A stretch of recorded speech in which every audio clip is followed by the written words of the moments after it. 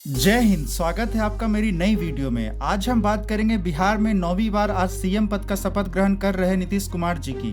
आगे बढ़ने से पहले दो वीडियो दिखाते हैं। स्पष्ट कर देता हूं, किसी के मन में ये संशय हो कि चुनाव के परिणामों के बाद नीतीश बाबू को फिर से भाजपा एनडीए में लेगी, तो मैं बिहार की जनता को स्पष्ट कह देना चाहता हूं और लल्लन बाबू को भी स्पष्ट कहना चाहता हूं, आप लोगों के लिए भाजपा के दरवाजे हमेशा के लिए बंद हो चुके हैं।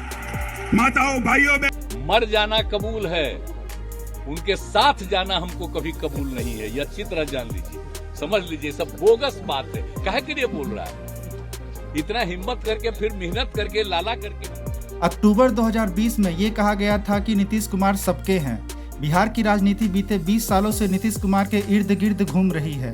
कभी भी पार्टी को पूर्ण बहुमत नहीं मिली, लेकिन 20 साल से सीएम बने हुए हैं। अब मजबूरी हो या किस्मत, नीतीश कुमार ऐसे दूल्हा हैं जिनकी पालकी बीजेपी और आरजेडी दोनों उठाना चाहती है। नीतीश कुमार पॉलिटेक्निक स्टूडेंट्स के लिए रिसर्च ऑफ सब्जेक्ट हो सकते हैं, बिना रिसोर्ट पॉलिटिक्स के इधर भी और उधर भी। 1974 से 2024 तक नीतीश जी कैसे कैसे कहां और कब पलटी मारे, आज आपको पूरी कहानी इस वीडियो में बताएंगे। साल 1974 था जब छात्र राजनीति से नीतीश जी ने एंट्री मारी। एक राजनेता के रूप में अपने शुरुआती वर्षों के दौरान वह राम मनोहर लोहिया, कर्पूरी ठाकुर और वीपी सिंह से जुड़े थे। लालू प्रसाद यादव को बड़े भाई मानते थे। 1974 से 1977 के बीच जयप्रकाश नारायण के आंदोलन में भाग लिया और उनकी अध्यक्षता वाली पार्टी जनता पार्टी में शामिल हो गए। 1985 में नीतीश कुमार ने हरनौत से राज्य विधानसभा चुनाव लड़ा और जीता।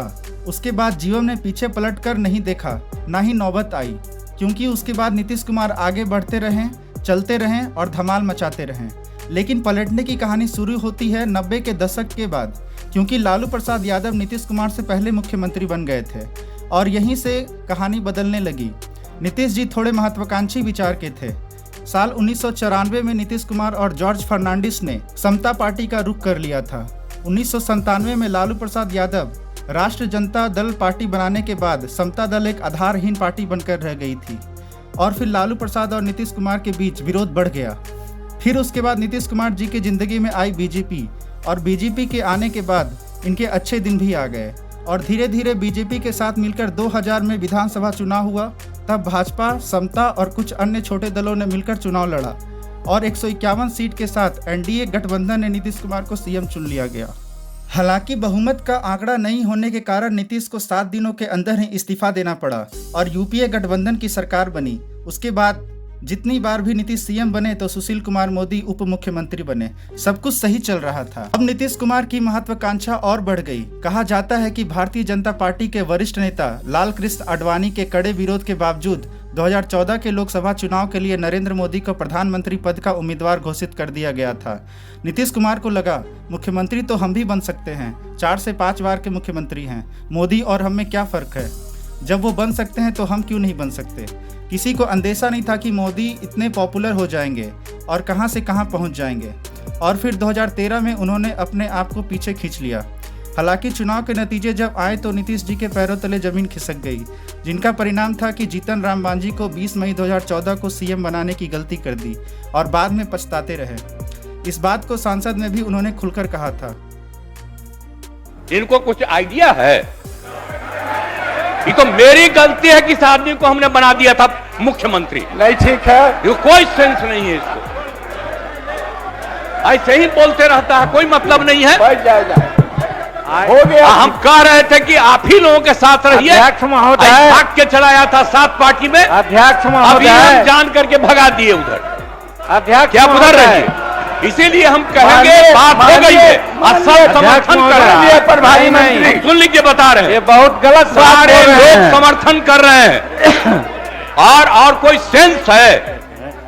ये जो प्रचारित करता है, सुनो ना, बैठो ना यार, बैठो ना। अरे आप लोगों को जब छोड़ दिए थे, बैठिए, भूलिए मत बात बोल रहे हैं। अरे भूलिए मत। अरे 13 में जब आप लोगों को छोड़ दिए थे, अब अकेले थे तो हम, अरे सुनो रे यार, कुछ जानते हो, बैठो। हम इसको बना दिए, इसके बाद जितना मेरी पार्टी का लोग था सब हमको 2 ही महीना में कहने लगा कि गड़बड़ है, इसको हटाइए, और अंत में हमको बाध्य किया तो फिर हम बन गए थे। कहता रहता है कि ये भी मुख्यमंत्री थे। अरे क्या मुख्यमंत्री था, ये तो मेरी मूर्खता से मुख्यमंत्री बना।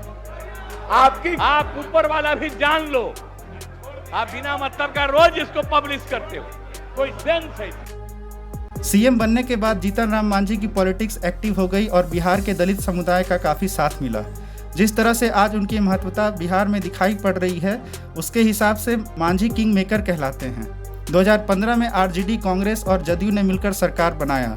फिर 2 साल के बाद ही तेजस्वी यादव से भूभंग होता है और अलायंस से नाता नीतीश तोड़ लेते हैं। उसके बाद वापस लौटते हैं और फिर सुशील मोदी उप मुख्यमंत्री और नीतीश मुख्यमंत्री बनते हैं।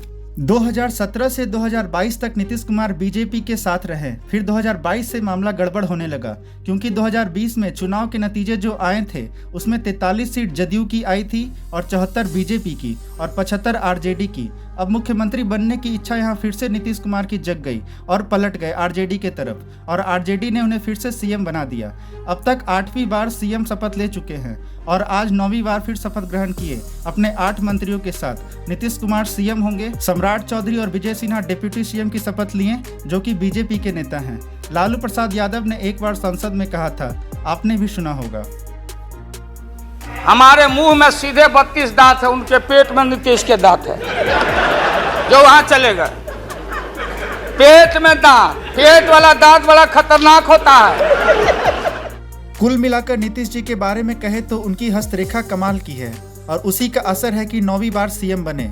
कहानी के किरदार बदलते हैं, मोहरे बदलते हैं, पर वजीर एक ही रहता है, जिसका नाम है नीतीश कुमार।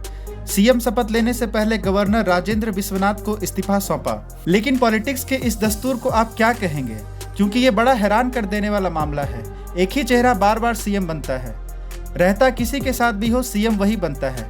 क्या बिहार में दूसरा कोई सीएम कैंडिडेट एलिजिबल नहीं है? ऐसे ही बिहार की राजनीति बहुत सारे सवाल खड़ी कर देती है। क्या बिहार का चेहरा बदलने के लिए सीएम का चेहरा बदलना चाहिए? कमेंट करके जरूर बताएं और ऐसे ही इंफॉर्मेटिव वीडियो देखने के लिए चैनल को सब्सक्राइब करें। जय हिंद।